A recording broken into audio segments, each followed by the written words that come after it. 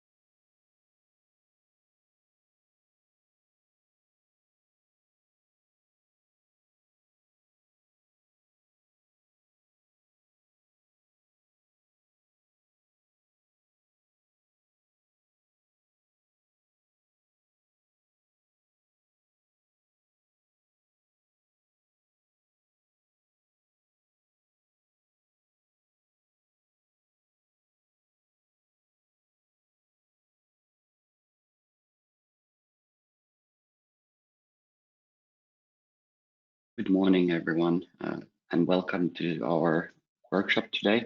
We will have a workshop about digital innovation hubs and ICT business. And my name is Ilari Havukainen, and this will be an interactive workshop led by Anne-Grete Ellingsen, who is a director at Energy and Management company from Norway. And we will start with Anne-Grete soon, but just few technical points to go through the workshop today. You can ask right to speak by putting your question on the chat on the right hand side. We will follow it with my colleague Paula, and then you can also have a mic open when we have the Q&A session after each presentation Anne-Grete will give us. We'll be also using Mentimeter, and we will give introduction to that later. And we will also put the instructions to the chat how to use the Menti and participate the interactive part. But now we will give the floor to Anne-Grete, and she will start by introducing herself and what's the agenda today. So you're welcome, Anne-Grete. Thank you very much, Ilari. Good morning to all of you. It's a pleasure for me to guide you through this webinar. And let's see now, get this moving. The agenda for today is my background, and between we will have questions and answers as indicated by Louis. And we will then go through the Digital Europe program and also the funding mechanisms of the Accelerator program where I'm on the jury. Again, we will have some questions and answers, and then I will discuss with you some of the experiences that I made as a cluster manager for building a very strong global cluster, Global Center of Expertise, NODE, and also now the Digital Innovation Hub, Ocean Technologies. Then I will also go into some of the mechanisms that Europe is planning, where you are a very central part with the LUMI network. And I will perhaps give you some possibilities for discussing opportunities in the last session. So first, on my background, I have an industrial background. I'm a Master of Science in energy management. and also a bachelor in economics. I have experience from different type of industries, mainly in the energy sector, in the maritime sector. I also have been on the board of several companies, food production, etc. So quite a variety of boards, both public owned and private owned.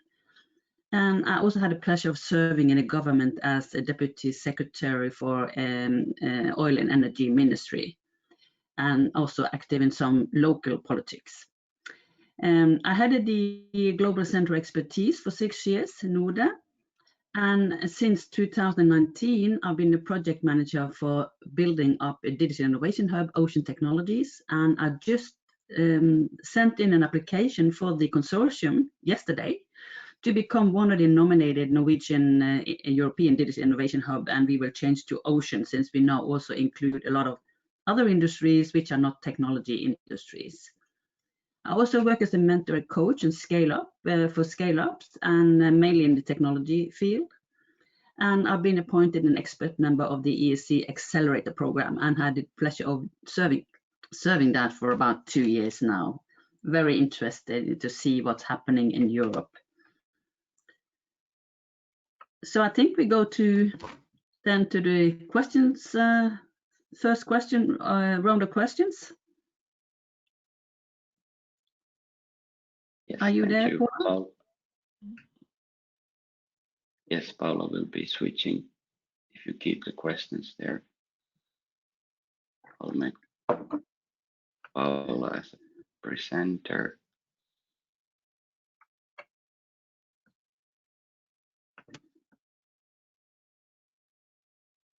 Paula, do you hear us?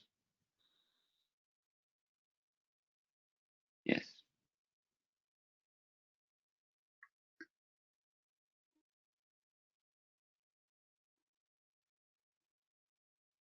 So now everyone can go to the menti.com. You can use your phone, you can use your laptop, you can use whatever device you have.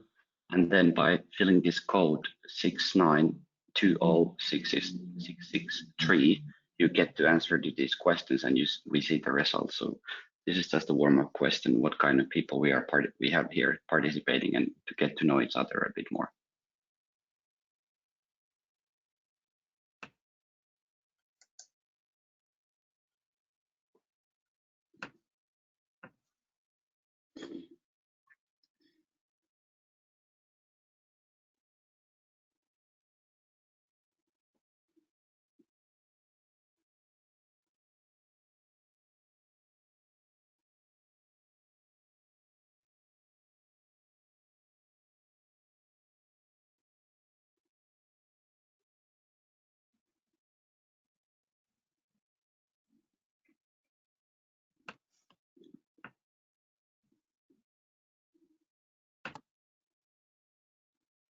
Looks like we have most of the participants from regional councils at the moment.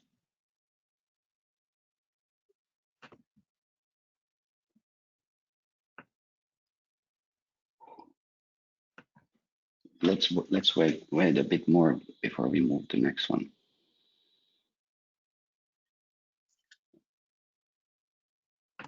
We have 13, 14 answers now. We have 18 participants.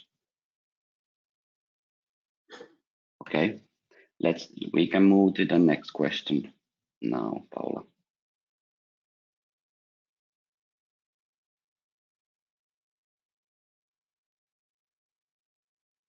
How familiar are you with the digital innovation hubs?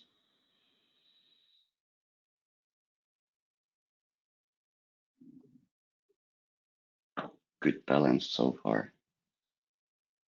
So most of us know something. We had presentations yesterday from a couple of digital innovation hubs from Northeast and North Finland. We're there in the seminar part of this 2 days event.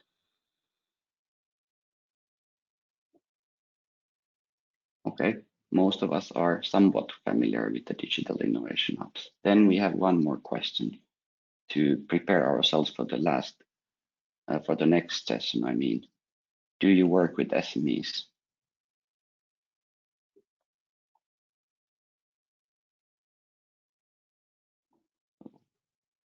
again middle ground sometimes. So we are not there all the time. So it's definitely good that we hear more about how to work with the SMEs from perspective of a couple of instruments Annegret will be presenting. Thank you very much. I think we can move on now and start the next session. Annegret, you have now the rights to show your slides again. Mm-hmm. Should I just, is it on or should I put on share here? Yeah, you put the screen share now and choose the PowerPoint there. Right, okay. Mm. Yes, now we have it. So,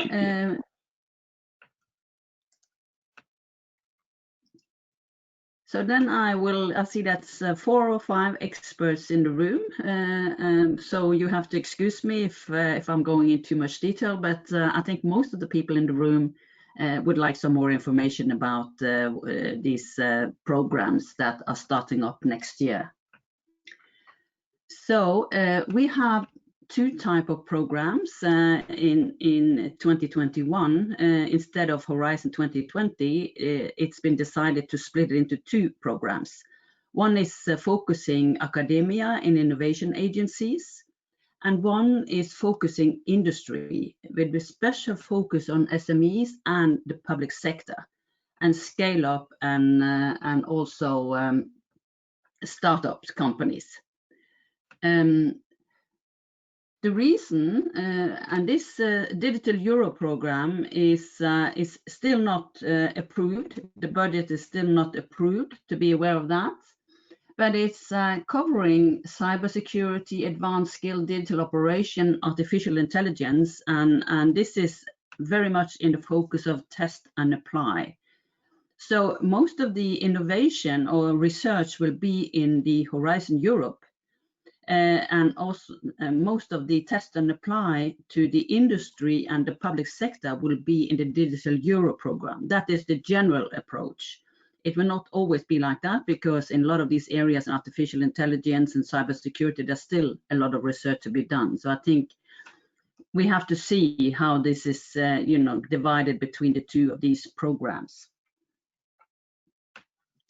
So why such an increase in focus on digitalization? It's all about competition with other regions of the world, China and the US, and also the Far East. And it's also seeking scale up through co-investments and ensure that Europe has a technical lead, which at the moment in some area we do have, but in other areas we don't. And it also to ensure a broad uptake of these new technologies like artificial intelligence, etc., and to support SMEs to take on board the latest technologies. I have to move a little bit here. To require this access and the latest technologies and skills. So very much it's a focus on SME and mid-caps and also public sector. And this is they've seen that in the Horizon 2020, the large companies have been fairly good in picking up many of these new technologies, while this sector is lagging behind.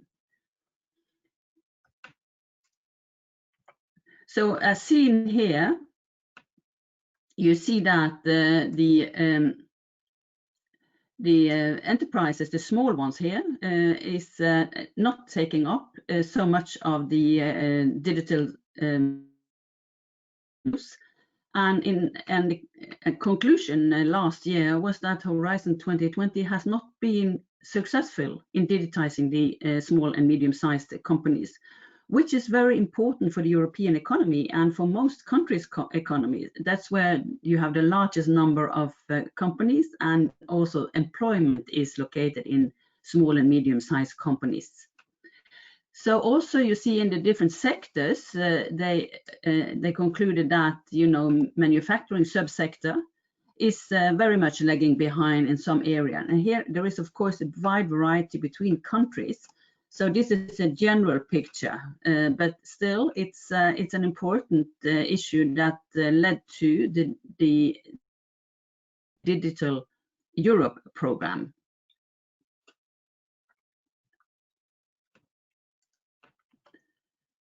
So what do you find in these programs? You find the High Power Computer Initiative, which Finland is very much an important part in the LUMI network in Kajaani. I will come back to that. Artificial intelligence has been accelerated quite rapidly. I'm quite amazed how fast this has come up on the agenda. When I started to work with the digitalization 6-7 years ago, we were talking mostly about robots and 3D printings and digital twins and things like that. Now it's very much about artificial intelligence in very many of the meetings, and also for some of the industries that I meet.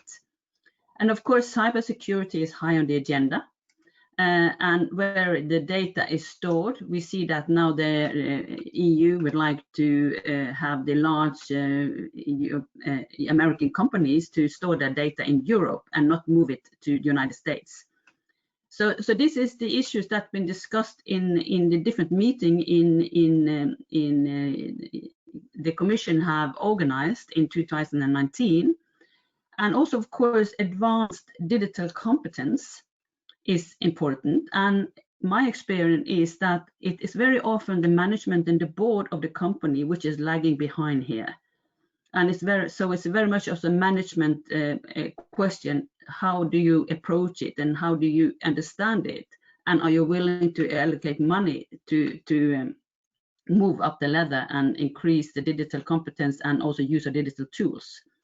And of course, there will be competence sharing and implementation of digital capacity and competence. That I will show you how that is, they're thinking about that in Brussels. They're talking about creating these sort of agencies, or I'm not quite sure what they would call it, but it's a sort of a bank where you can go and ask for, do you have an artificial intelligence algorithm that can fit, for instance, this company?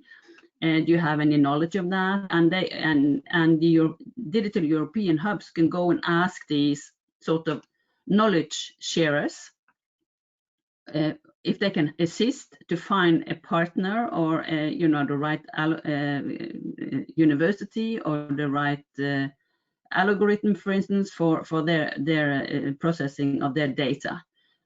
This is quite new, these competence banks that are being created, and for the time being, they say they will be located in Brussels, but I think there will be a fight between the European members to have these,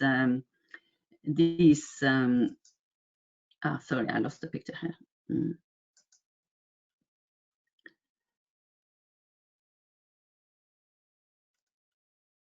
Excuse me, I just lost the picture, so you see how. Yeah, if you go below there, yeah, there, the right, just a bit right to choose the. Let's see now. Oof. Oh, that's not the. Close that. What happened here? Can you choose can you choose the PowerPoint below? You have GoToMeeting and PowerPoint there on the downside bottom. Yes, there. Okay. There's it. No worries. There we are. So I think there will be a discussion where these agencies, or competence banks or tools will be located. But the key is that the European Digital Innovation Hub will be a network that will be the coordinating part between the public sector and the SME and mid-caps to be in contact with these agencies.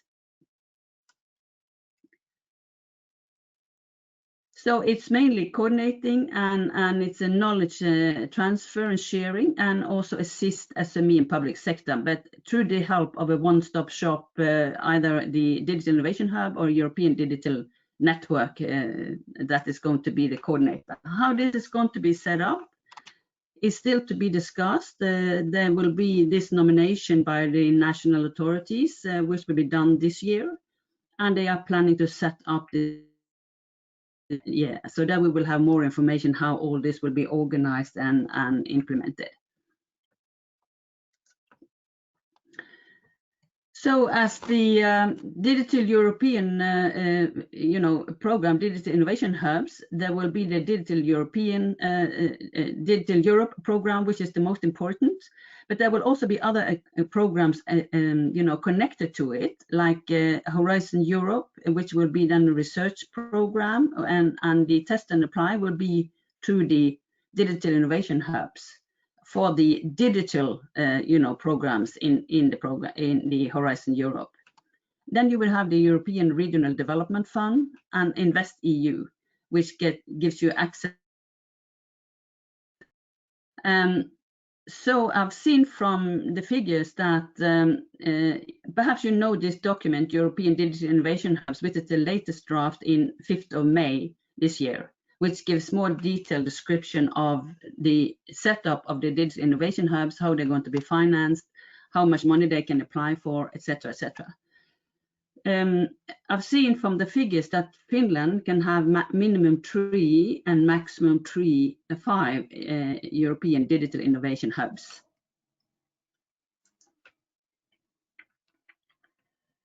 So the services these European digital innovation hubs should provide is access to test and lab facilities, because as I said, it's a test before invest. It's to pilot your solution and take down the risk before you enter the market. That is the main key in this test and apply approach.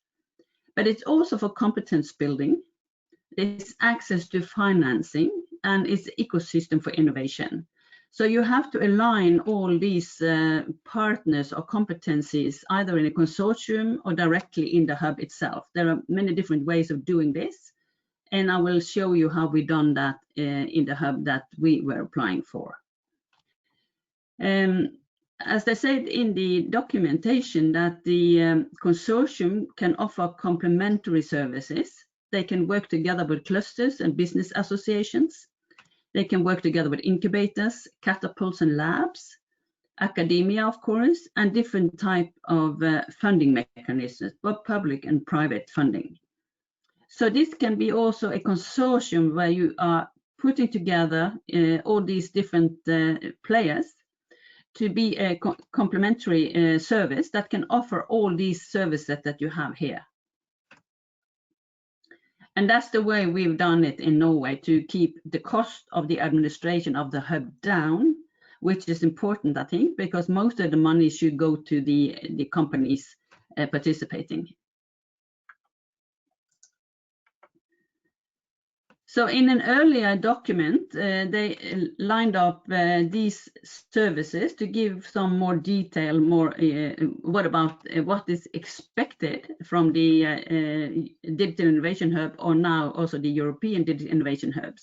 And you see it's quite a lot of a variety of competencies. It's awareness creation, digital needs and maturity assessment, innovation scouting, access to specialist expertise and partners, access to research and development platforms and infrastructure, and collaborative research and innovation. And it also goes into business development, and that is one of the experiences that we've seen working with digital tools, that it will create a new business model for the companies, a new way of thinking, a new way of approaching the customer and the market. So that's why also they have included business coaching and mentoring, and also done visioning and strategy development and matchmaking and brokering. So this is something that especially when we started to work 6-7 years ago with digitalization of the companies, we soon moved into business development, because we saw that this will create the way the business are approaching their customers when it comes to being a partner instead of just being a supplier to the company. And it's also skill creation, technical training, of course. How do you program a robot? What type of materials can you use for 3D printing, and what type of services can a 3D printing give, etc., etc. So business and finance and management training. What surprised me very much is that we saw that in the companies, many of the people were very sort of ahead of the management group when it came to understand the digital shift and what was needed of skills and also technology to move ahead. So the first business course we run, we were targeting members of the management group and also the board as such. Really helped us to speed up the digitalization. I can go more into this if this is of interest to you.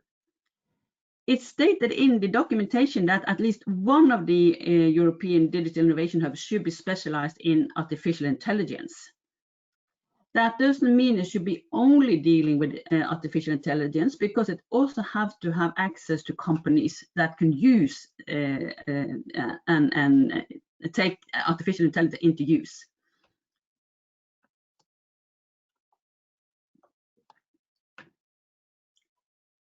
So with this short introduction to the European Digital Innovation Hubs, I will then move on to the Accelerator Pilot, which is a very, very powerful investment tool, which I think a lot more of the Nordic countries should use and apply for. And this is a pilot for high risk and high reward. And it is, to give the European companies a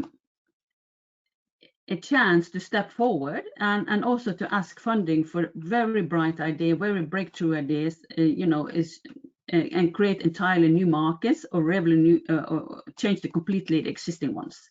So we are really looking for unicorns that have a scalability in the company.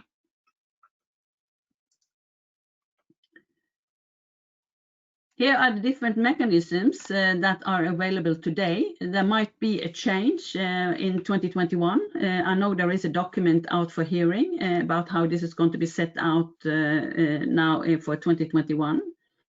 But they certainly will have most of these instruments also in 2021. Maybe it should be a different type of evaluation and things like that, but that I have no further information for the time being on this. But as you see, it's a lot of money involved here, and it's also, many of the countries participating also have national funding to support writing applications for this accelerator. Like in Norway, the Research Council will grant you 75 Norwegian kroner to support the writing of the applications, and that is because you need to have very often outside help to assist you in this writing. It's 30 pages and it should be very, very to the point.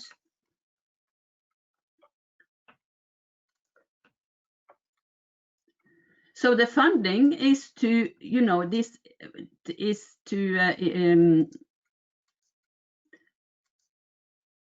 give the companies which are here in the valley of death, around TRL 5, 4, 5, 6, to support the growth from here, where the investors normally will not come on board, to move them up the ladder so they can go into the market and reach TRL 9 for their which is regarded then you cannot support with funding, but you can support it with equity.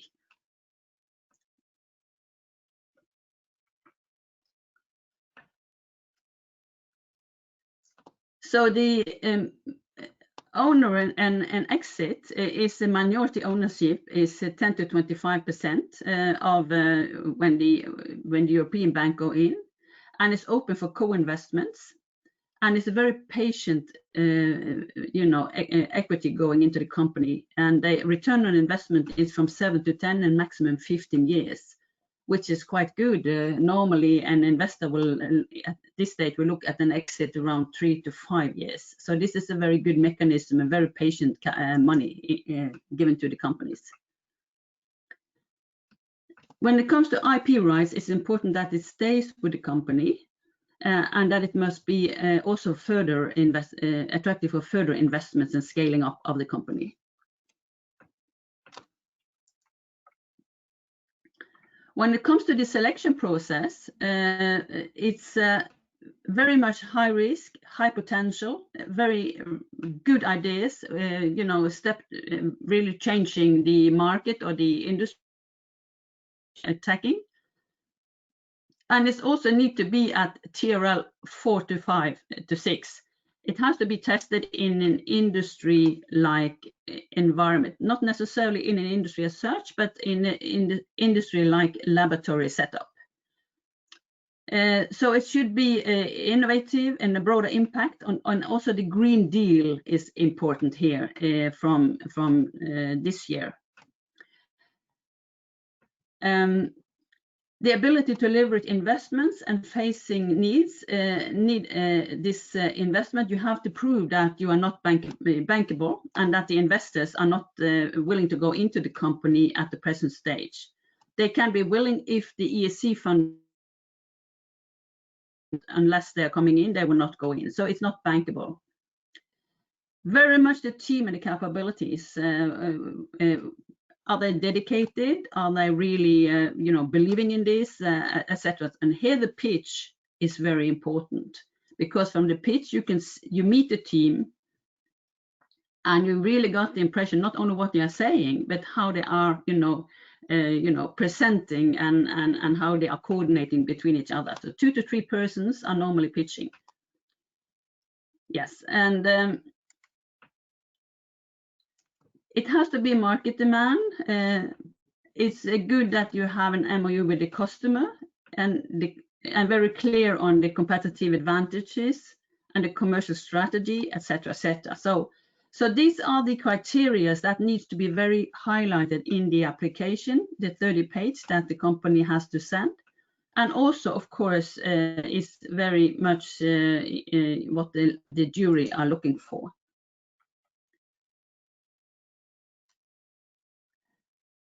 It must be an SME, and as I said, the prototype must be tested up to TRL 5-6, minimum viable product, and that the company controls and owns the intellectual property, and it's also that the Green Deal is, it's a part of the areas focused in the Green Deal.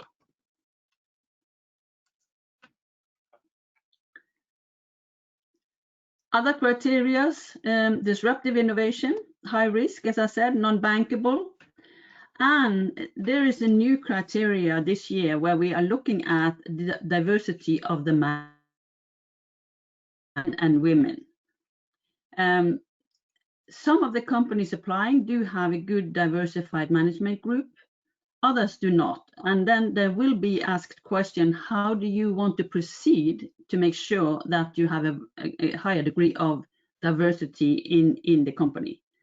This is a new criteria that came up this year and is very much focused from the EU that we are focusing on this, and also have clear answers from the management pitching for the jury.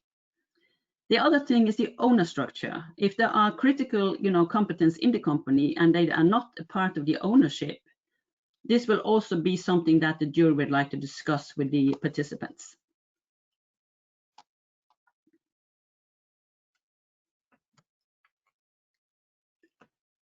So who wins?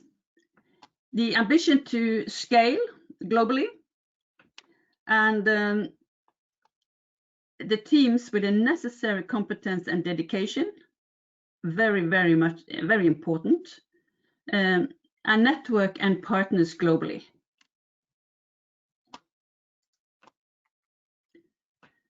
So the selection process is that you have to write a 30-page application. There will be an online evaluation. There's normally from 2,500 to 3,000 applications. And the top 150 will be invited to pitch for a jury. And the pitch is only 5 minutes. So it has to be very concentrated and very well, performed. And then there's a question and answer session of 30 minutes. And then about 50 of these will get finance from this mechanism. There is, as I said, there's a combination of soft funding up to 2.5 million euros, and you can also apply for equity. And that is done by the European Bank. And all the applicants that are pitching will be asked if they will accept equity if they are granted funding. So if they do accept equity, then there will be a due diligence process done by the European Bank, and they must also invite in external investors. And this process is very quick. From you send your application until you have your due diligence, it's 3 to 4 months we're talking about. So it's a very fast track, scheme for scaling up your company if you have a very good, technology or solution. The budget, as you see, there's quite a lot of money involved in this, and there is about 4 rounds each year. And the next round this year is 7th of October. So that might be perhaps a bit short time for the companies want to apply, but there will be again, on the new year, there will be I think in February, but we haven't had the dates yet for these applications. But the 7th of October is an opportunity. And the companies can apply several times, not only once. We have seen companies applying for 2 or 3 times. And one Norwegian company, which I know very well, applied for 2nd time this year, and they were granted both soft funding and equity. This was the 2nd time they actually were granted money for their innovations. So I think then we'll leave it to you, Paula. Thank you very much, Anne-Grete. I think now is a good time to ask questions like I opened the floor before we go to Mentimeter questions, what we have in this session. If anyone has a question about the digital innovation hubs or the accelerator, so the floor is yours now. I see that we have some experts on the topics here on the line. There is one question. Go ahead, Mikko. Okay. We are just in the process of applying a digital innovation hub status. So now it's a bit confusing when I read all the materials from European Commission that in those texts, digital innovation hubs and European digital innovation hubs seems to get mixed quite many times. So when you read, you don't know actually what are they talking about. So it would be nice to know that what is the future of digital innovation hubs under European digital innovation hubs, since they seemed to have pretty much the same profile as European digital innovation hubs, maybe just a smaller scale, and the same with the funding and so on. So is there any future with them? It's my understanding that European digital innovation hubs can also collaborate with several digital innovation hubs. So it will be up to the government really to select the European digital innovation hubs in Finland, which both the industry and the regions of the country. And that is why they said 3 to 5. So I think the selection criteria must both be based on geography and also what type of industry you have and the outreach you have. But this is not, as you said, it's not a very, very clear criteria. So it's really up to each government to set these criteria. The only I've seen from Sweden, for instance, they have actually had 1 year when the government worked through these questions and discussed how they're going to select it. And that's the only sort of very profound work that I've seen in the Nordic countries. In Norway, for instance, we just decided just before the summer that we wanted to join, and it was a very short process with very few guidelines. So, but my understanding is that the European Digital Innovation Hubs can apply for funding up to 1 million euro in an open competition that the Commission will then announce by the end of the year. And this funding can be used then to both, support the administration of the hub, but mostly to strengthen the ecosystem of the hub, meaning that you can also, allocate money to your partners in the hub. I don't know, did that clarify your question? Yes, and I was thinking that the regular digital innovation hubs, that what is the future of them? Is that idea going to contribute? Yeah. I think they will still be, they will still keep their status as far as I understand, but they can then be a collaborator with the European Digital Innovation Hub. Yeah, personally, I have a bit of a similar understanding, and I think they just don't get to apply the same way to funding like European Digital Innovation Hubs, but they still exist as what they've been before. So that's right. They cannot apply for the funding. Only the European Digital Innovation Hubs can do that. Yeah, yeah, exactly. And about European Digital Innovation Hubs, I have a question. Like, there seem to be some differences within EU and partner countries. Let's say Norway is also a partner country there now. So I don't know how it is otherwise, but is there like there is a cycle now going on, and then there will be one later, etc. So there is some flexibility with timing. Is that right? As far as that, we had a workshop with Anne-Marie Sassen, who is in charge of this in DG Connect, and according to her, the first round for application will be announced before Christmas. Yes. And I think that's why the nomination of the national European Digital Innovation Hubs has to be done in October, early November, to be able to participate in that first round of competition. Yes, and in Finland we heard a bit different timetable, at least yesterday. So I don't know if anyone can confirm that we will be in the next round, or how does it go exactly? I know Pirkko and Kaisa might know something about it, and Gitte.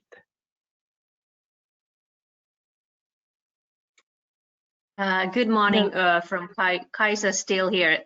Just maybe a small clarification, about the schedule. It's exactly what Anne-Grete was saying, that they will open the application process probably during this year already, very end of this year. But of course, then there's time to answer that application, and that's where the January came into the discussion yesterday, that the applications will be then sent in January probably.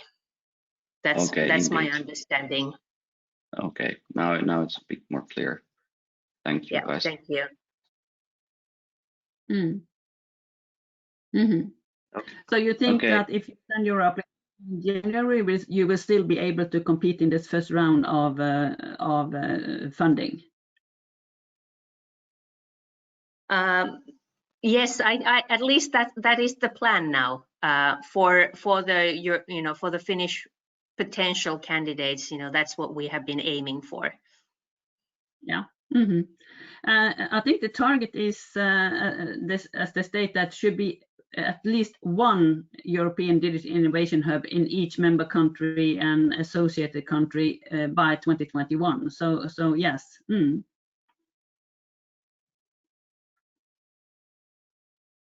Okay, I think it's time for the first Mentimeter question. Are you planning to apply for ED status? We move to the next slide, and now we're ready to go again with Mentimeter. You see the results there live, and then if you still missing the code, it's above there and the same address.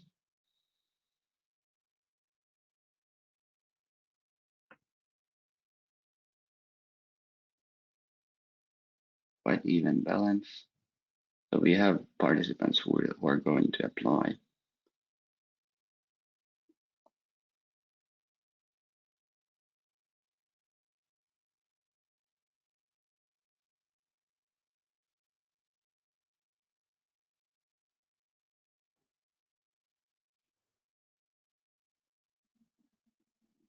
Excellent. I think we could continue with the accelerator now with discussion. Anne-Grethe, you mentioned that you're in the jury. So what does it mean in practice, and what's your role at the moment? Can you help companies to apply, or what's your approach?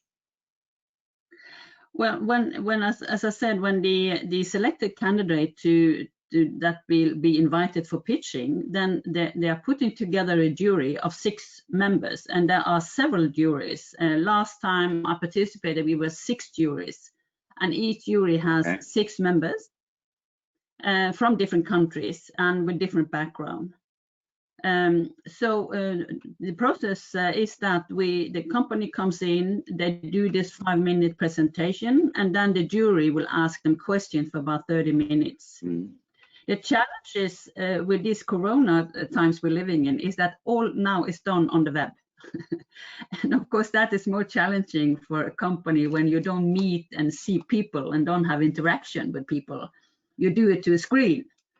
So it's a bit of a special situation, but it's amazingly, it really amazed me how well it worked. So we will then, ask all these questions about, diversity of the management, the bankability questions, what have you tried, have you discussed with your investors, etc., etc. And we will also go into the technology they propose. Well, I'm on the technology board. There are other for foods and medicine and things like that. But then we will go into the solution as such to really see how disruptive is it, how far have they come to the testing, etc., etc. So there'll be very detailed questions on to see, really, are these really, geared up for going forward, and is this technology something really that will disrupt the market? Okay, I see. Yeah, that's clear now. And I think what for the Norwegian model, we have, as I said, support from the Norwegian Research Council to engage people to help you with the application, and that's a funding you can apply for very easily. It will be granted to you within a week or 2. And also Innovation Norway will assist the companies in the pitching process. So they will train them and coach them to for the pitching, both the Innovation Norway in Norway, but also I think the Brussels office is involved. So that, I think that is very important for many of the SMEs. This is something very, very different what they're used to, writing these applications and also doing that kind of pitching for investors. Okay, excellent. Yeah, that's helps the way forward, and I'm sure that some other countries have similar approach. Does anyone have a question about the EIC accelerator now, while we're moving to the last Mentimeter question? Someone wants to ask something from. Yes, this is Kaisa still again from the University of Oulu Innovation Center. Just wondering, have you already had Finnish candidates applying for the status and the financing through the EIC accelerator? Not in the jury I have participated in, but if you go to I will send you these, you will have all access to all these presentations, and there is a link, and on that page you can find all the candidates that have been successful in receiving money. Okay, thank you.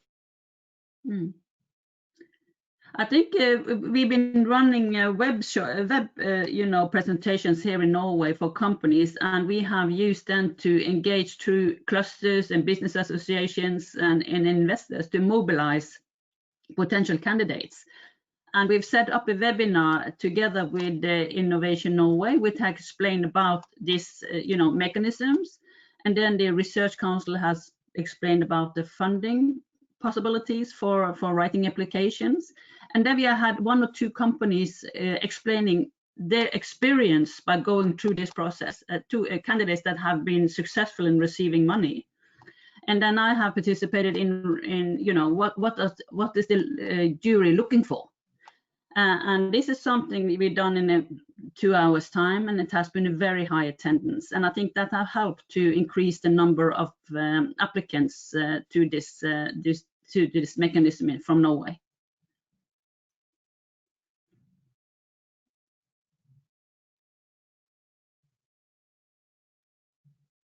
I found at least one list of winners and the results. I can put it on the chat.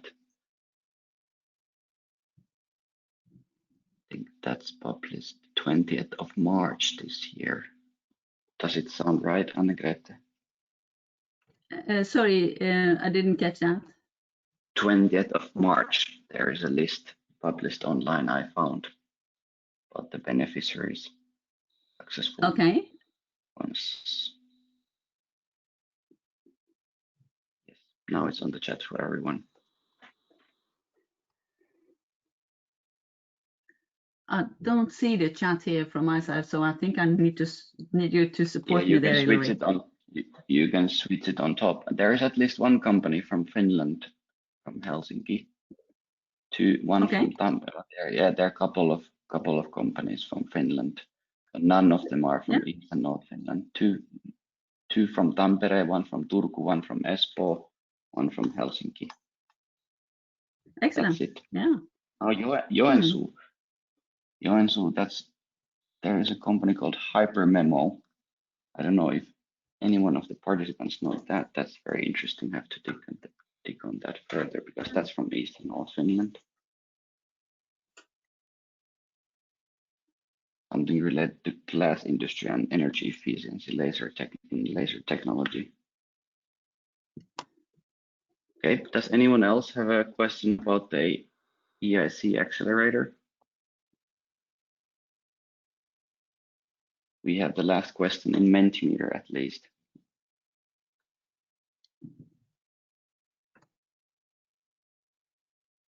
You will be able to organize another more in-depth session for this topic later on, but we would need more.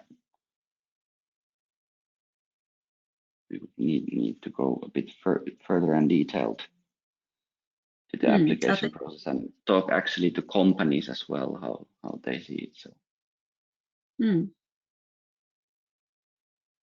So many of us,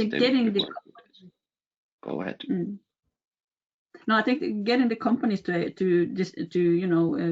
tell about their experience was really one of the things that really attracted a lot of new applicants. Yeah. And we have a couple of people from the development organizations here participating, and they work constantly with companies, and they have the, let's say, the first-hand knowledge about potential clients to apply.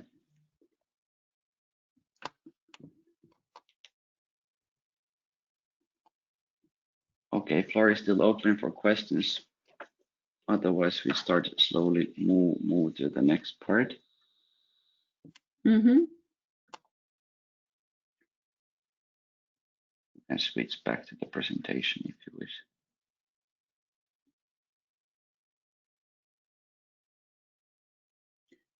Do you have all the Mentimeters from these 3 questions, Ilri? Yes. Mm-hmm. We've done it.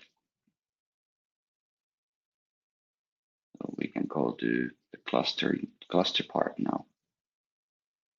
Okay.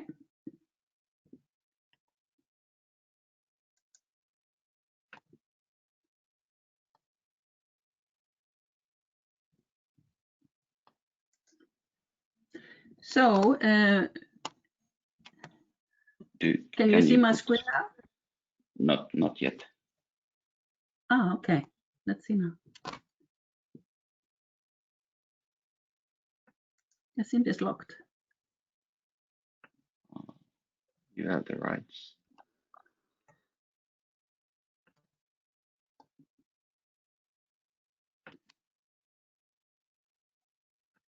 Let me.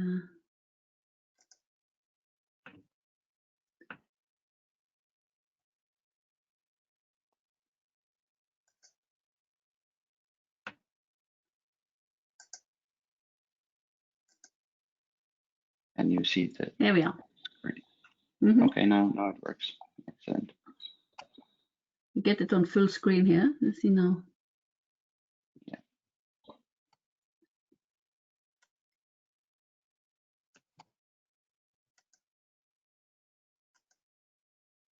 There we are. Yes, now and now we need to change to the mode we did in the beginning as well. So to duplicate the screen from business instilling. Okay. Yeah, there. And duplicate. Yes.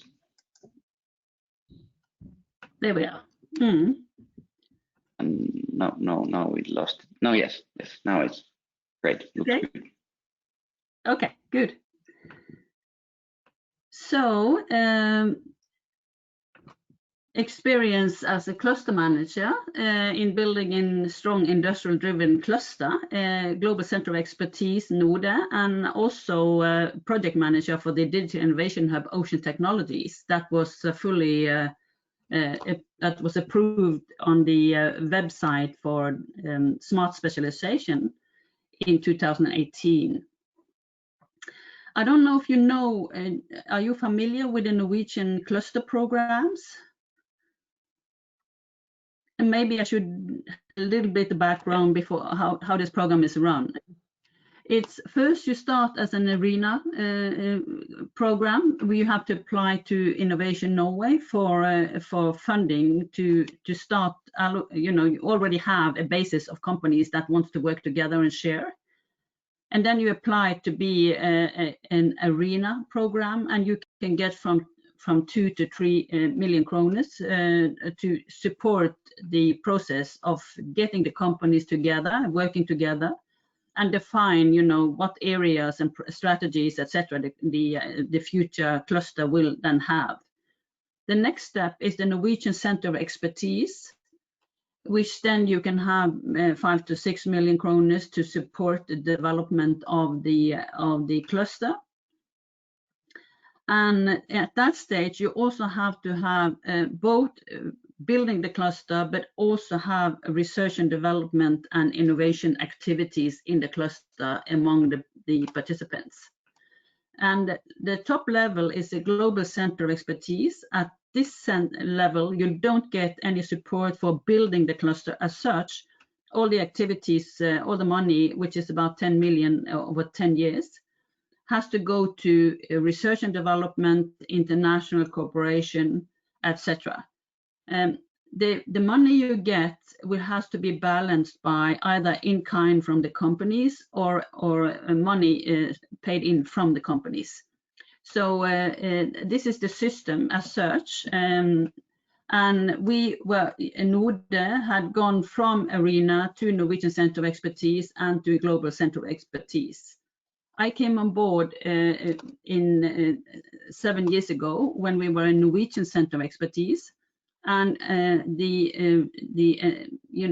round for Global Center of Expertise were announced by Innovation Norway, and we participated in a very tough competition with other clusters, and we were nominated and a Global Center of Expertise in 2014.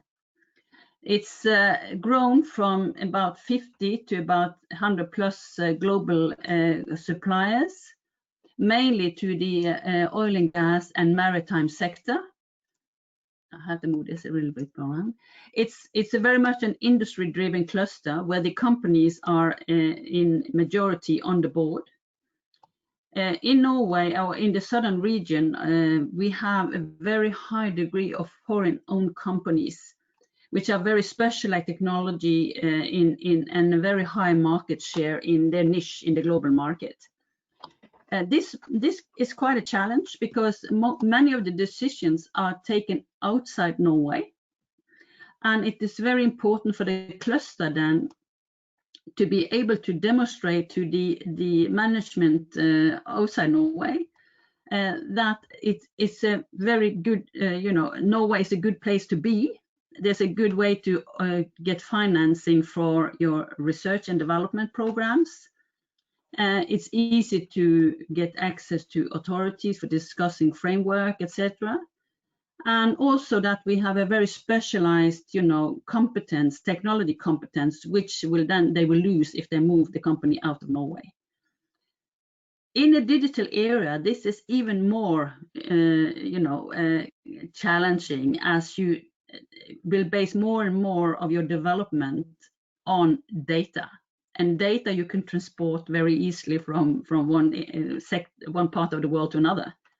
So this is a very, we worked a lot on how should we convince top management of foreign-owned companies that the best place to be will be in our cluster, in our region, and continue to be, a center of excellence within the global setting. So that was one of the very, very important strategy we had. We had to help these companies to become a center of expertise within their global setting. We had very early, we had a gold certificate in the European certification system for clusters. We were one of the first Norwegian ones to have a gold, label. And we maintained a very high score all through the period that we were, and I still think they have a very high score. So the clusters are all about bridging competence between academia and the industry, and also academia in Norway and academia outside Norway, industry in Norway and industry outside Norway. So one of the important things that we were working on was to find partners that were targeting the ocean markets and that wanted to join, in our R&D programs. The Research Council of Norway do have an international strategy, and they have, allocated, they have pointed out countries that they want to work together with. And for us, it was Brazil, and it was Japan, and of course China, and a lot of other countries where you have shipbuilding, you have high technology like you have in Indonesia and some of the other countries there, and Japan for offshore wind, etc. So we were, seeking partners in these countries that were able to participate in research and development and innovation programs together with us, with the funding from both their own country and from Norway, or also only from Norway.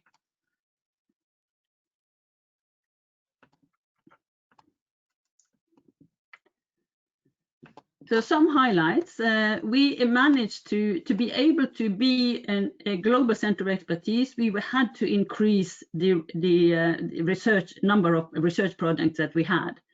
A lot of the foreign-owned companies were not used to, were not very familiar with how to use the application and how to work together with universities. Because we've seen in many countries around the world, we see that there are universities that are not that, used to work with industry. Like in Japan, for instance, we met this challenge quite often, that universities were having quite a lot of very nice technology, high competence, but the connection with the industry were lacking. So what we did, one of the first things I did was to try to mobilize to get into an 8-year program for research-driven innovation, focusing industrial digital shift. And here we succeeded with having participants from Norway and from European industry, both larger and small companies, And this program now has run for about 5 years, 6 years, and it's very successful. And even in the downturn we had during the oil crisis, none of the companies left this program. And it's one of the programs that especially the American companies participating here. We have 3 companies participating, which is competitor in the global market in the same area with the same type of equipment. They are still on board here, but we have used a lot of time with the American management of the company to explain why it's important, why it's beneficial for them to benefit. And I will come back to that. It's very much about the Nordic model of knowledge sharing. We had very high focus on Industry 4.0 to start with, and then the digital shift and the platform for interoperability, which was not established in the industry. How should an SME work together in a digital value chain with large companies and be able to, use one platform for transmitting signals and etc. In the beginning, we saw that many of the large companies, they started to create their own platform. We used a lot of time with the authorities, with the research council, with the industry, to persuade them to use one common platform, OPC, Open Platform Communication, Unified Architecture, UA, which is now seemed to be a common platform that we use both in the maritime sector and the oil and gas sector, and it's also moving into the offshore wind sector, which will then help the SMEs to be able to not to switch and have different type of digital approaches to different customers, but they can then develop their technology on one digital platform. We also worked a lot with the industry partners and the university to develop a digital lab for piloting and market qualification. And we were successful that the government were allocating money to this platform, because the industry went in with 200 million kroner. And then we had the same amount from the national budgets. And this required quite a lot of lobbying and also very much engagement from the companies to be able to build up this lab, which will then make sure that we can again go to the foreign management, say this is the best place because we have the most advanced labs. This is the best place to build a center of excellence for your company in Norway. We started then after a couple of years, and we saw that this is really changing the business model. So we need then to go into research programs with the universities, both in Norway and abroad, to start developing services based on all the sensors on the equipment they were sending out all over the world. And we established a lab for business development, focusing how can you use digital tools to become more sustainable, and how can you use the tools to be better in the market you are in today, and how can you use these tools to approach new markets, new emerging markets in the ocean. And this was very successful. We ran 14 SMEs through the program, and we also now have funding for a European program to test this out with new SMEs. We had also we developed also a national scale-up model for entrepreneurial enterprises, using a model where we were having the SME and a mentor and a demanding customer that were working together in the triangle, so to speak, to develop, the SME and how the SME could approach the customer, understand the customer, and how they could move into the market where the demanding customer were already in. There was no obligation for the demanding customer to buy from the SME, but it was like a mentor for what sort of requirements do we have as a large company to SMEs. We developed quite a lot of competence programs, both digital tools, on digital interoperability, OPC UA, as I mentioned, innovation management, project management, etc., etc. And as I said, we worked in close cooperation with clusters and universities in many other countries. I didn't also in Brazil, which is a big market for Norway. So why did we succeed? I think one of the things we were very clear about is what are we doing and what are we not doing?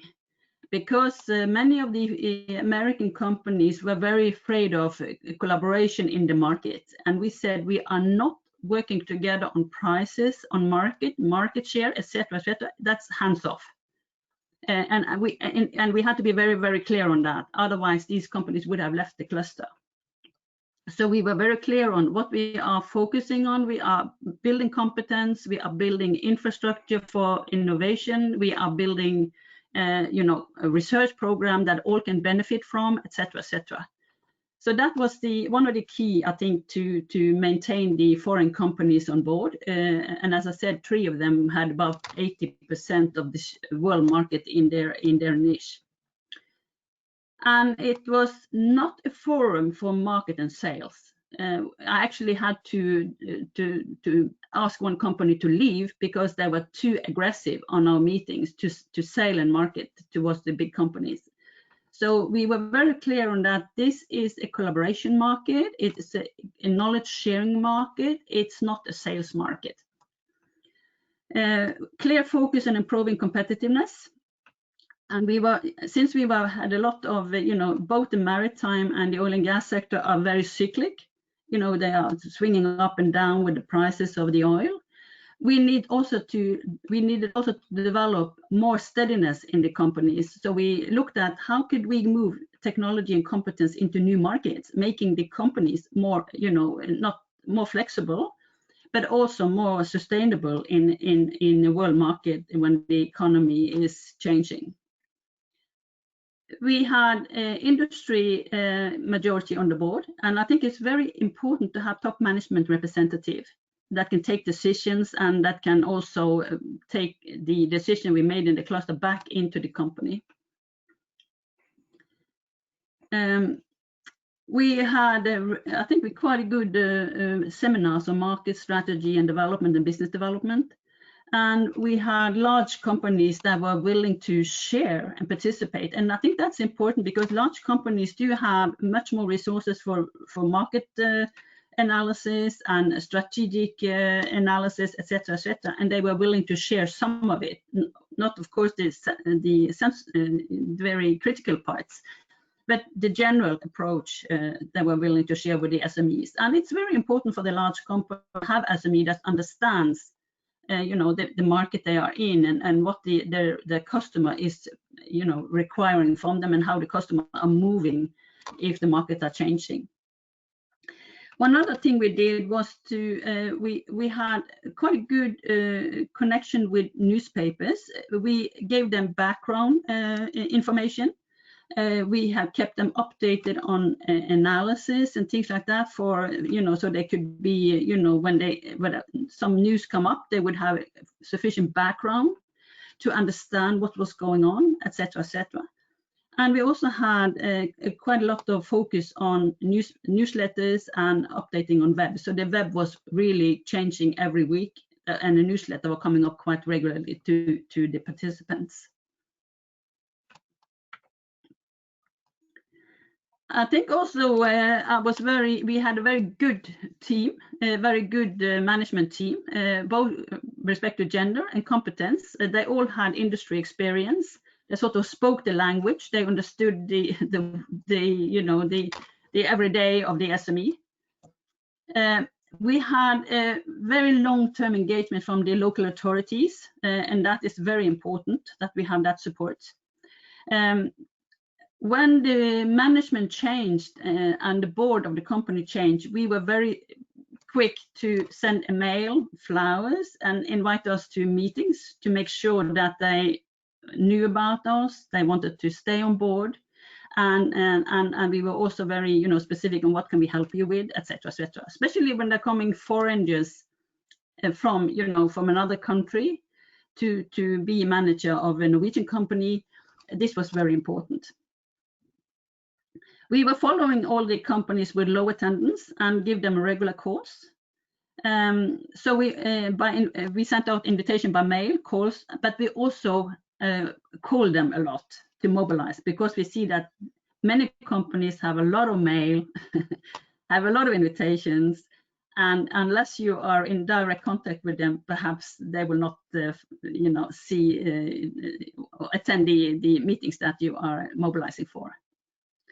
Yeah, so we had, when we were traveling to the different countries, we were always asking for meeting with the foreign owners, and it was very important to describe the Nordic model. How do we work in the Nordic countries? How is the organization? What is the, we are used to work together, etc., etc. Because, as I said, especially in the US, the companies that are competitors do not speak to each other because they are so afraid of getting caught, in market sharing or price sharing and things like that. So this was very important to keep the large American companies on board, and that they understood how the unions, the authorities, and the companies are working together, how we are raising money for research and development programs, etc., etc. So we also had regular updates with the local authorities, the regional authorities, and also, of course, the central politicians, which were represented in the Norwegian Storting, which were presenting the region in the Storting. I think that was also very important, and that was one of the reasons why we succeeded to raise the money for the lab, was that all these politicians joined forces together with the industry, and we managed to get this money from the when this was in the parliament. The national budget was in the parliament, and they added this money to fund the laboratory. So very good. We also had the unions on board, of course. So that was a very good lobby setup to be able to finance that lab, which is still one of the most advanced labs in Norway for digitalization.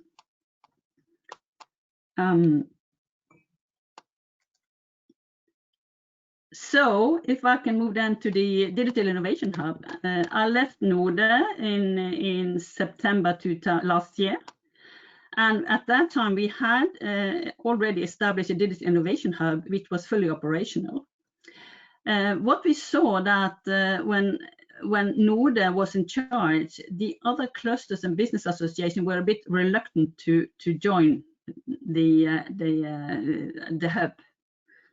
So we decided that let's move it out to Norse. Norse is one of the number 2 research institution in Norway. It's quite a new merger of quite a lot of different research institutions.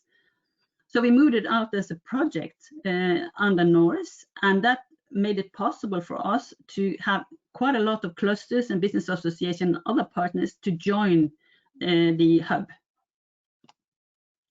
And we, as soon as we had this, knowledge of the European digital innovation hubs, we said, okay, our focus will now be to be a European digital innovation hubs focusing ocean. So one of the discussions I had with DG Connect and DG Grow in 2018 and 19 was that it will not be very beneficial to build a new administration to discuss with the SMEs when you do have the clusters and you do have the business associations, which both have domain competence and they have a network and they have also a channel to reach these companies. In the beginning, this was not well received. But in the later, publications that came from the DG Connect, this is stated as one way of reaching SMEs, and I think it's a very sound way because it saves you, double administration, both in the cluster and in the hub. And most of the digital tools are generic, and needs to be combined with domain competence, and domain competence is sitting in the clusters. So this is a way to have a very lean and very efficient management of a hub, because you then can rely on your partners to help you with administration, domain competence, outreach, etc., etc. It is still very industry driven. And we have, due to funding that we had from the regional authorities, we were able to participate in all the meetings that were, organized by DG Connect and DG Grow in 2018 and 19 and 20. So this is, now I see that the clusters and the business association are the basis channel to reach out to SMEs. As I said, the digital tools are generic and must be combined with the domain competence. And this allows us to keep the cost of the administration for these new instruments at a low level. And the money, if we succeed in receiving money as a European Digital Innovation Hub, the focus it will be on strengthening the ecosystem of the hub.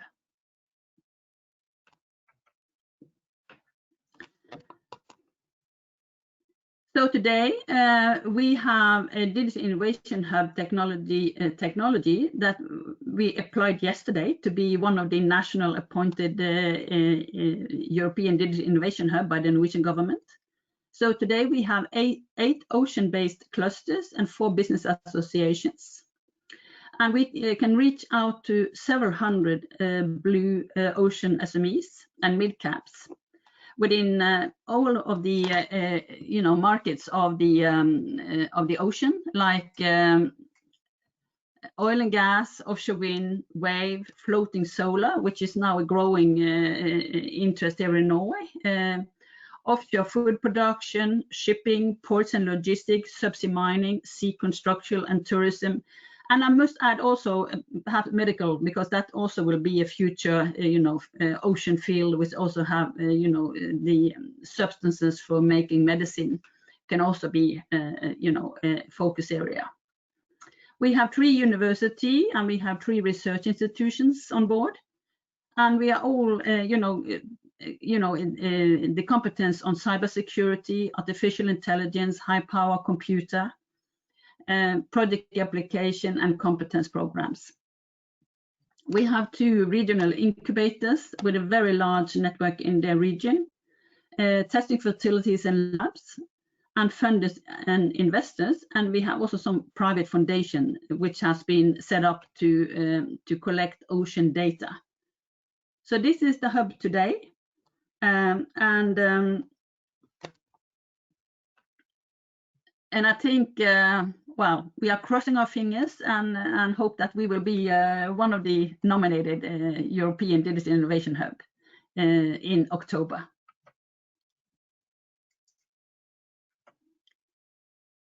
So the administration of this one-stop shop use the resources of the partner to a maximum, administrative and financial tools, domain competence to mobilize SME and mid-caps, project proposals, project management and reporting, and information channels.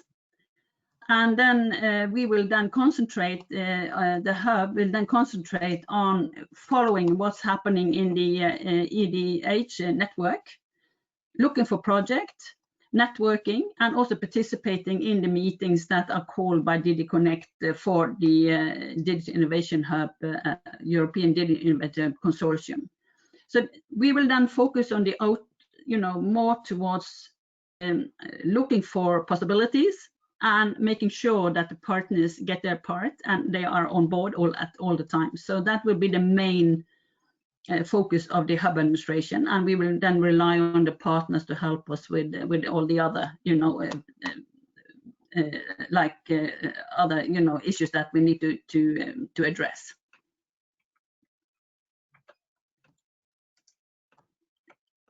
So I think that's brings us more or less back on time. Thank you very much. So If anyone has questions now from the previous session.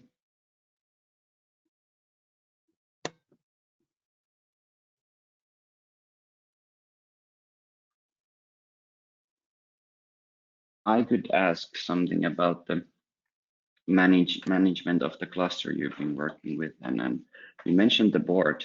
How many members in the board you actually had, and what was the amount of the members at the time? So, like, I was just trying to find the ratio between the how many board members and how many, let's say, operational managers you had for the cluster.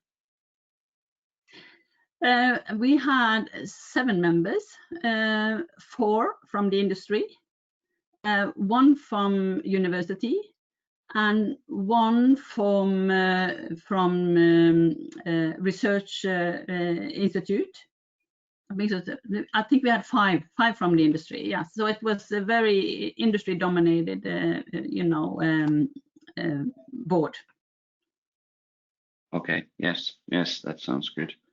And the funding, what we saw was that the funding, we were able to match the 10 million Norwegian kroner with in-kind from companies participating either on meetings, seminars, or on projects that we were running. Okay, yes. And you also mentioned about the regional support when applying the national funding, but did the region actually give some funding as well, or they just supported you politically or some other means? Both.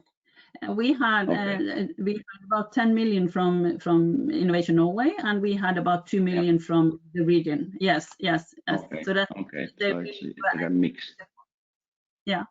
And I also say that when we were traveling to large international events, we always invited the politicians to join the delegation, and also setting up meetings with the foreign-owned companies. We also make sure that the politicians were on board.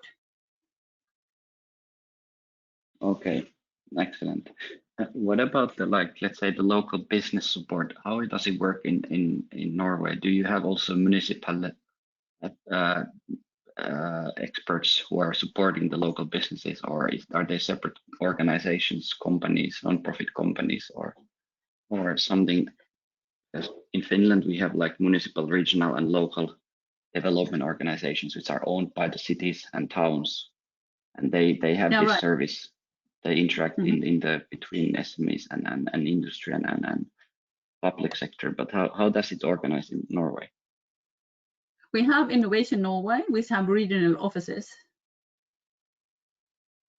and they will then be they will then have programs for business development. They will have programs for internationalization, and they will also have a lot of funding schemes for the local industry. So Innovation Norway have and also it's a national instrument for innovation. Okay, yes. So it goes through local offices. I think I've been in one meeting at some point with somebody from Innovation Norway who was working on these topics. Right, and on the board we had Innovation Norway, the local representative, the regional representative was an observer. Okay. Excellent. Does anyone else have questions?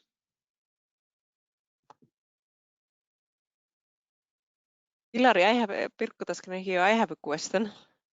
Go ahead, Pirkko. What kind of targets did you have for the cluster? I guess you have some kind of meters. So when you know that you were successful or you were not successful. So the targets of the cluster. Yes, the KPIs that we had was, that we were able to have how many people are or how many companies participated on the events that we had. How many companies joined the research and development programs that we were proposing, and how many companies had also innovation set up and also participated in the business development schemes that we were setting up. So we were having these KPIs related to transfer of technology to new markets, and improving your situation in existing markets. So that was measured by the indirect factors of participation in innovation programs and seminars, learning programs, and also innovation programs that we run. Thanks, that's good.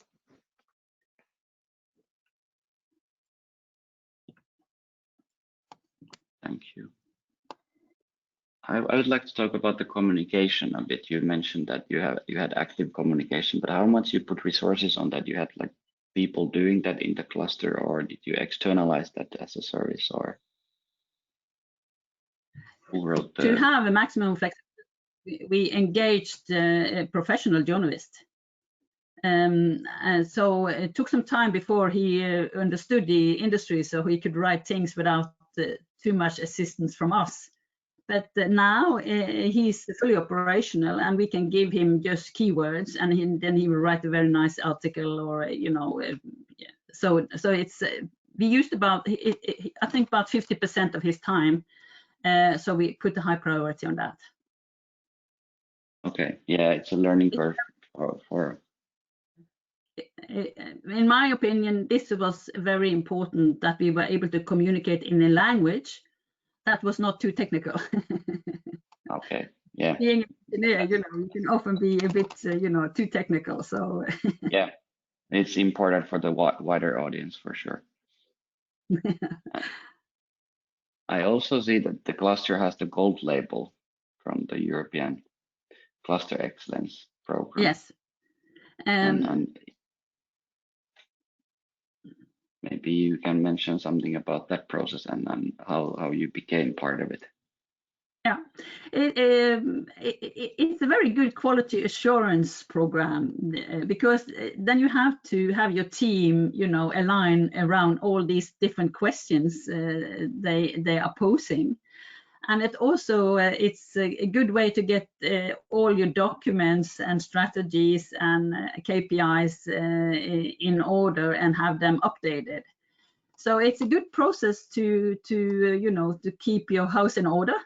And also to keep your team focused on what is the key targets to be able to maintain the gold certification, but also align that with the strategy of the cluster. So this was something we run every 2 years. Now I think it's every 3 years. But it was a good exercise to engage the team and make sure that we were still on track, and we could demonstrate progress in the different areas we were working. Yes, that's how I understood it as well. So how many times you've applied all in all? We were through 3 rounds of certification. Okay. When I was on board, and before there was also, of course, a couple of them. Yeah. Yeah, very interesting. I've been personally involved with the silver labels, and now we have planned with one for the gold.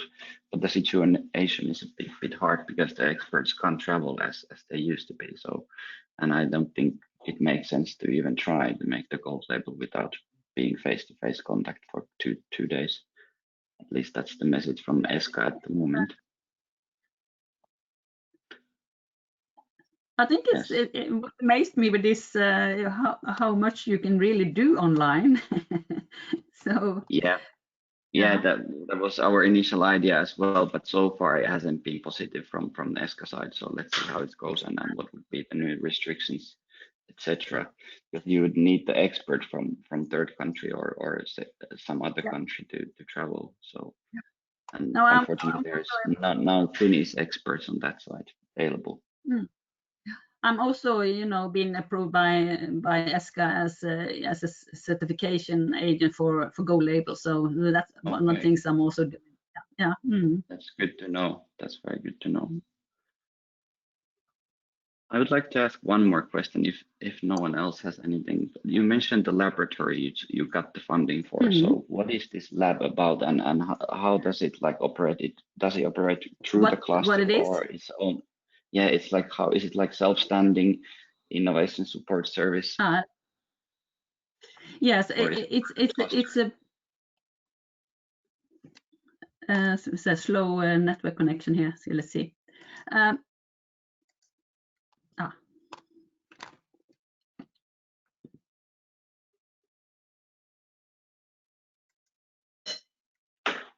Yes, now we lost. Can you hear me now? Yes, yes. Can you hear me? Now I hear you. Yes, I do hear Yeah. you. The lab is a very practical lab. We were actually traveling to Germany and to Japan to be able to get the most advanced robots. So they have, quite a lot of different type of robots. They have, 3D printing facilities, quite advanced. And you can make digital twins there. We have also one company donating, a complete, how do you run a drilling rig, both for subsea mining and for offshore drilling. And it's all, with panels, you can do it automatically, and it's very, very highly, robotized. They also have a facility for processing high power computer, but a small one compared to what you have in Kajaani, of course. So the companies can come in and they can learn about the different tools, and they can play around with them, like how do you program a robot with an open set of programming system tools. How can you use a digital twin when you are designing a new equipment? Type of materials can be printed in a 3D printer, etc., etc. So it's a very practical, business run laboratory. And again, the industry is in on the board. Okay, yeah, I know one type similar model in mining industry in Finland, but this sounds like a very good business model for the companies as well, as they can design their own setup there. So we actually had the companies donating money, donating equipment, that and very much the large companies, of course, and in this way, the smaller companies could get access to resources that were not possible for them to finance on their own budgets. Okay, I see. Any questions from participants now?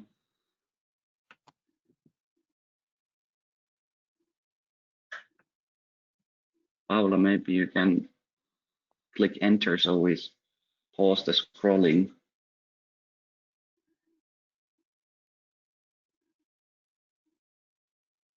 And maybe, Anneke, if you have any comments on the question of the replies for the question we had at the meeting.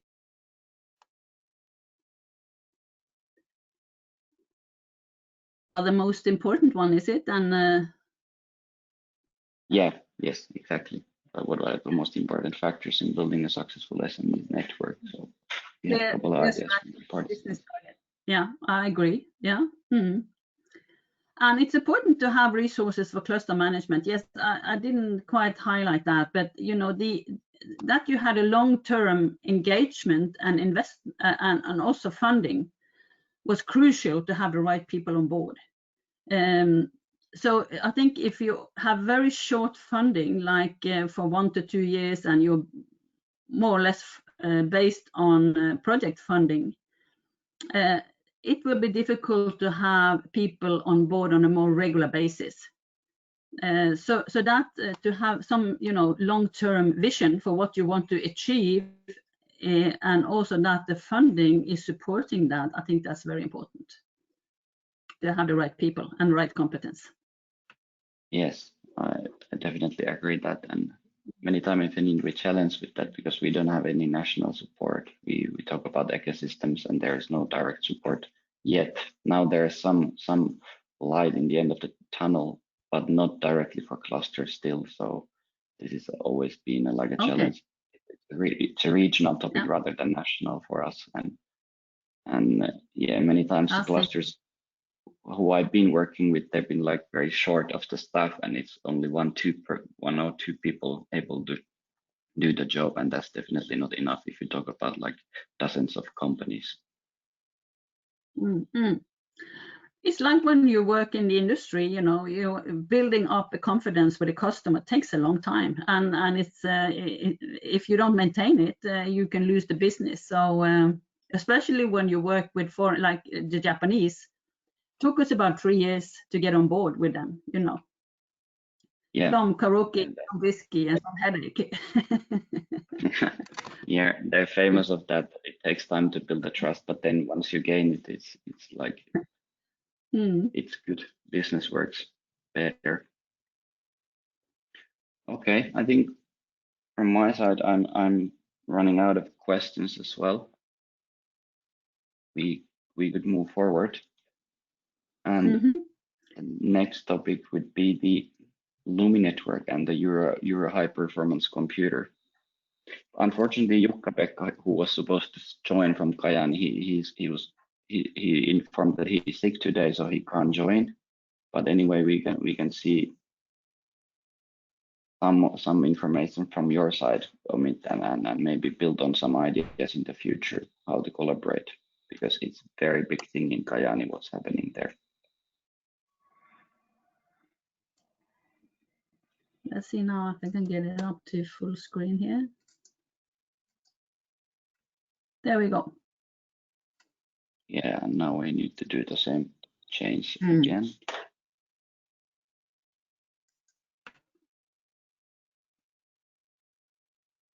Are we okay? You see my screen? Yes, sorry. Yes, I see your screen is fine. I just one more thing. There's something on the chat which I didn't see. Yeah, Pirko is asking and thanking your presentation. This will be available later. We will share the presentation for the participants. And okay, Yeah. Please go ahead. So this Euro high power computer initiative and the Lumi network, which is Finland, is one of the important issue when you move into the digital sphere. As I said, artificial intelligence is all about processing large amount of data, and you need access to processing facilities to do that. So this is one of the very important tools to be able to move from only delivering equipment, but delivering equipment and services together, and maybe in the future services only. So most of the companies that I work with had a lot of sensors on their equipment, and they gathered a lot of data, but they did not know how to use the data and how to process the data. And what we've seen in Norway is that big American players are now moving in on almost all the small companies that had developed very advanced artificial intelligence tools. Because like Microsoft, they do not have domain competence. They do not have the right tools, the algorithms for the different type of applications. And that's why they're actively now looking for partners to develop this part of the business. And I think this high power computer initiative from Europe is meant to be a competitor or an alternative way for the companies to process their data, and also based on European values and stored in Europe, and not moved to United States or to China or to other parts of the world which are offering today the processing capacity and storage capacity. So that is the background why I think this is a very, very important initiative. So it's a pool that will join European resources to develop a top of the range exascale computers. And I think they are now talking about 7 different locations in Europe. And it's developing then, a supercomputer infrastructure for the business and the public sector. And again, the European Digital Innovation Hub should be then the contact point for the companies who wants to access the different type of processing facilities available in Europe. So this will be a network that is under construction. I've been asking quite a few questions to DG Connect concerning this when it comes to pricing, services, etc., etc. But there are, for the time being, very few answers that I can convey back to the industry. How can you use these facilities?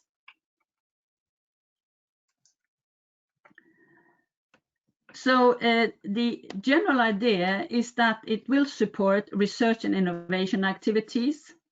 And this system of supercomputers should be an ecosystem, with perhaps different type of specialities, competence, and it should stimulate a technical supply industry. And the supercomputers resources should be available to the small and medium-sized companies, and that is really a big challenge.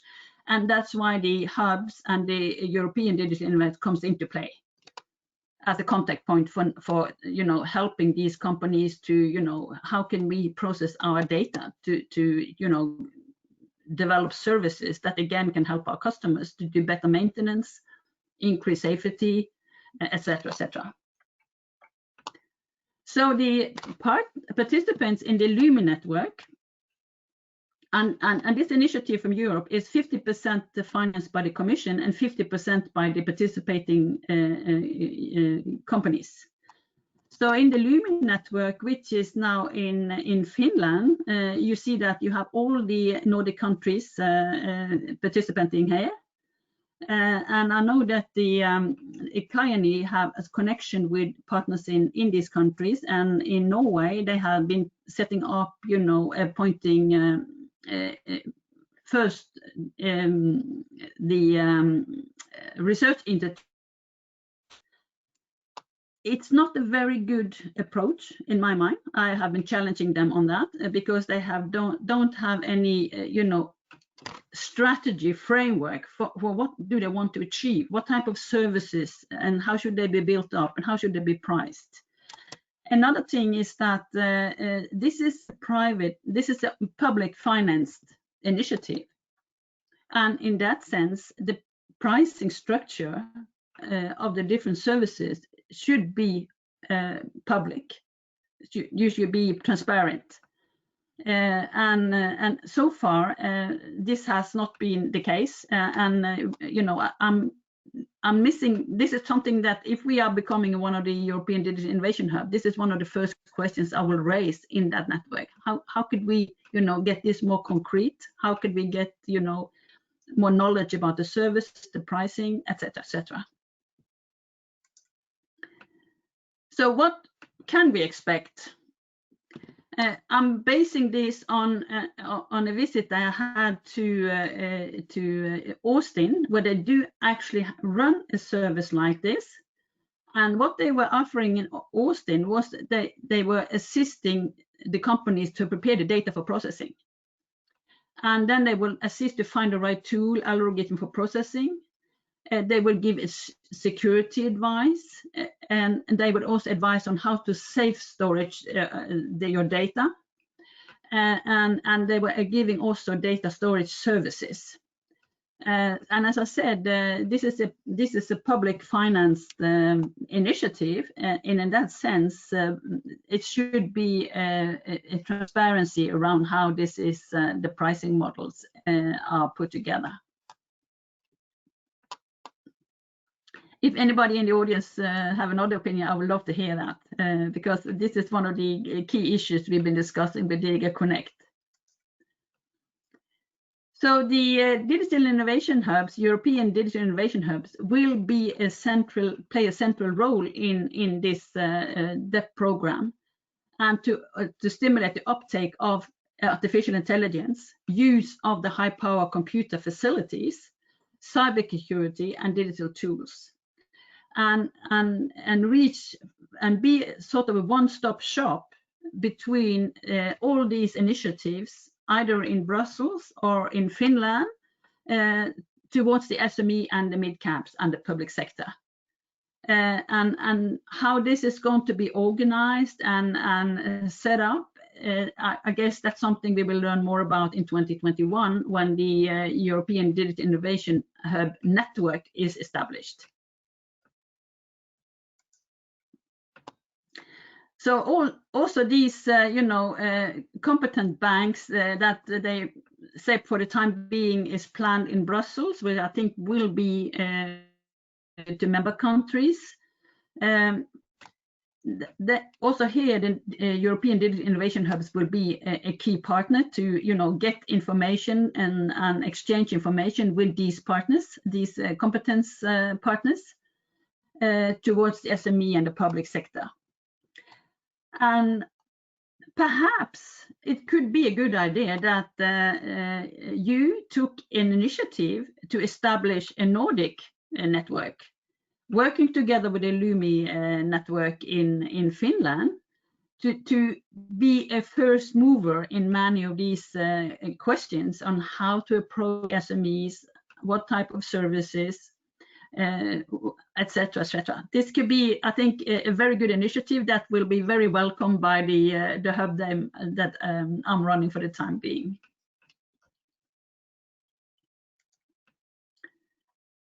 So I think I'll stop there a little bit. There is it's one question here also. Yes, thank you. Does anyone have a comment from the participant side at this point?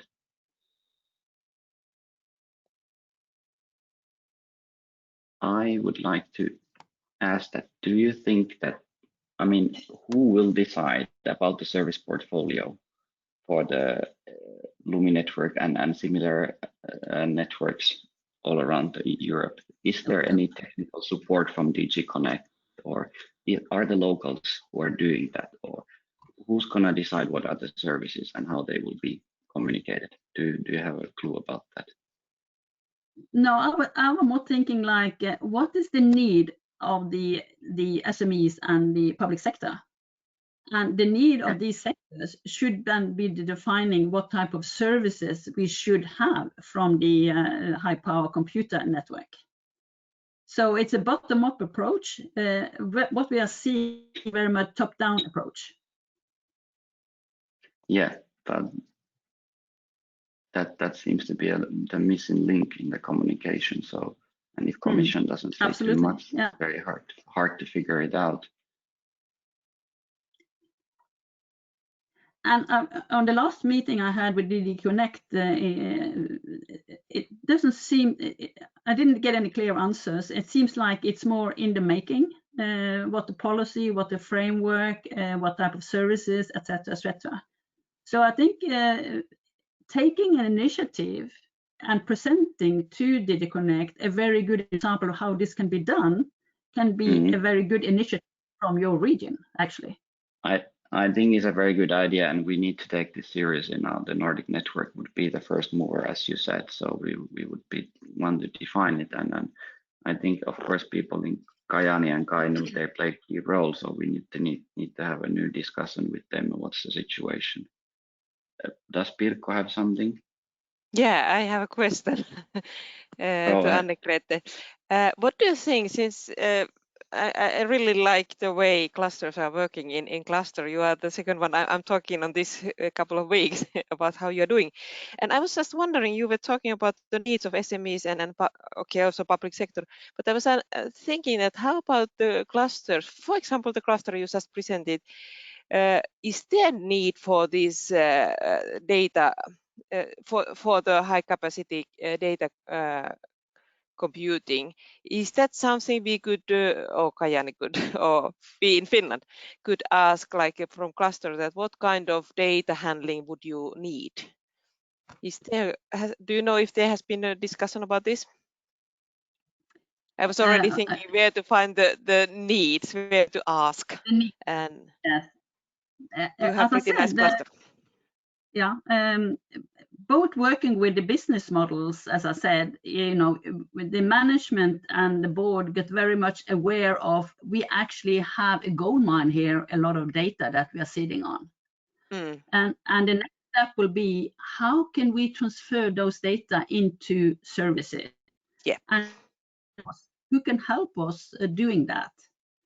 And that is something that I hear a lot of companies are looking for when they get aware of that. Your customer would like you to be a partner instead of just a supplier. Perhaps you can give them good advice on how to maintain the equipment, and that you need to be, analyze your data to give, more support, and how often are you going to maintain it. It's based on historical data that you have. Maybe you can increase the safety by the way you are using the equipment, etc., etc. So you can go into a partnership with your customer by using the knowledge of the data to develop that sort of knowledge and insight that will help your customer. Yes. And what I see is that the companies do have data, but they have very little knowledge about how to apply it, use. Yep. How to use it, and how to process it. Yes. Yep. Good. And that's why I think, in Norway, we also have quite a large databases in different type of industries. So I think the reason why Microsoft now is so it's almost 100% in small and large industries here now, is that they see that we are sitting on a high level of competence in digital tools. We have an industry with a lot of data, and they need the domain competence and the algorithms that the universities are developing together with the industry to be able to take a global lead on this in this area of artificial intelligence. So this is what actually Kajaani is challenging, to move ahead and challenge these big IBM and Microsoft, etc. This is very good ideas. Very good ideas. Yeah. Thank you.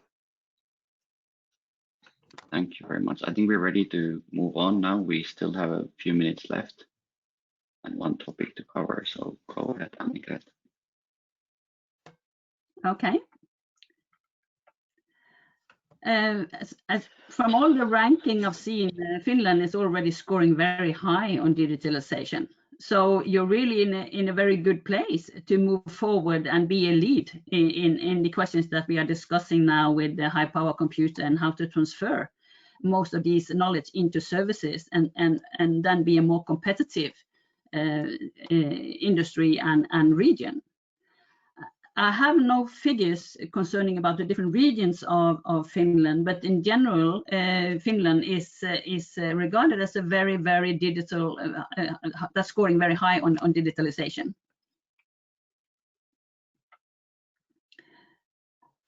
And that is also on other, research and statistics that we find on the European, different type of, service they are doing.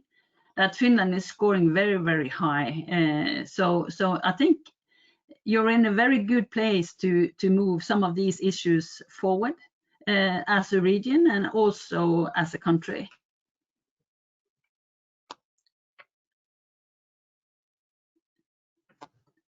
Again, integration of digital technology, and it's the public sector especially mentioned here. I have no figures on industry as such, but I would think that you also have a very high degree of digitalization in your industry. So I would like to mention this. This is the program that I visited in Austin a couple of years back. And I was very inspired and very impressed by what they were doing there. It's actually, they have a high power computer facility that is organized by the University of Austin, but they do have a separate setup for industry and regional development. And this is exactly what we are talking about for Kajaani also. So the mission of the STAR program, I have the link here for you, so you can look further into that. It is to promote beneficial exchange of ideas and information between industry and academia, and in advanced computing technologies, while fostering innovation and supporting economic development in the state of Texas and across the nation. So this is exactly the same, that you can find for the European High Power Computer Initiative. And I think also they are offering services to companies to process their data, to help them with find the best way of securing their data. They are in network with most of the cybersecurity, companies and institutions around the world, and very much updated on threats. They're helping them to compute, to process, and also to how they could develop further, and also link them to academic partners to further develop the service part of their business. So this has been running for some years, and as I said, it's free of charge for the university and the students, and the public sector and the industry pays for the services. In that sense, they maintain a possibility to, upgrade the facilities as they go along, and they also develop a very high competence in the university, as they are have a very good alignment with the user of these facilities, and in that case can also upgrade their study programs, etc. So this, I think, is a very good model for how we can do this in the European High Power Computer Initiative, and especially for KAINI. Here is a model that you really can copy and make it, a driving force for regional development and for businesses. And what we saw in Austin is that Houston used to be the driving force for both the medical and the energy industry, where a lot of people, a lot of companies moved to Houston to be a part of that, dynamic that were in Houston. After Austin launched this, we saw a lot of companies moving to Austin because they wanted to be close to the processing facilities, save times, even though it's microseconds, it saves times. And they also can get access to more competence to develop the business. So this was really something that attracted a lot of new businesses to the Austin area.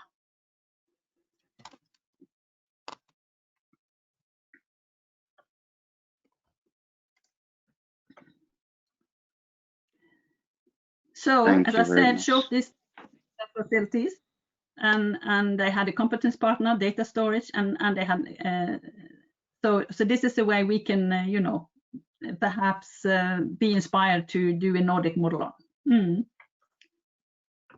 Yeah, it's always nice to learn that there is something happening outside of Europe, and very much in case in USA there are lots of things going around these topics.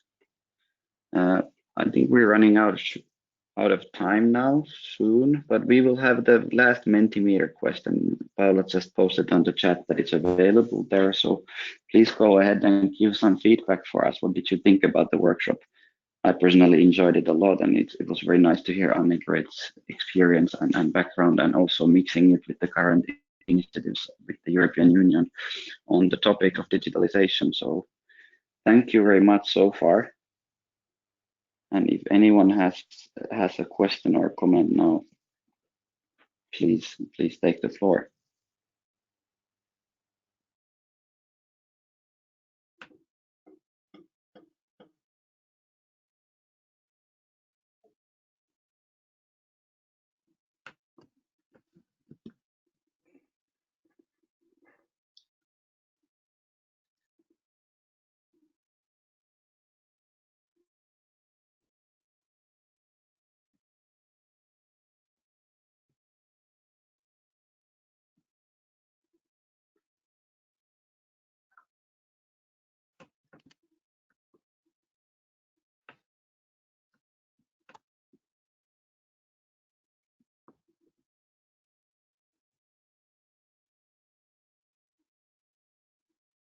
Okay, we are getting some feedback there.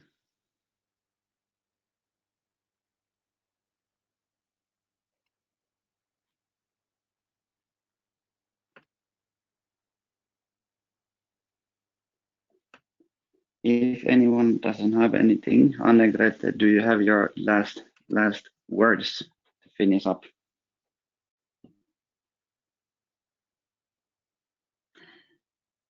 No, I think I hope that I have inspired some ideas, and it will, as I said, how to get forward. Well, I think you should, think about how could we transfer this into something that will develop the region and be inspiring for the companies in the region. So that is something I can inspire you, but I cannot make the program for you because I don't know you that well.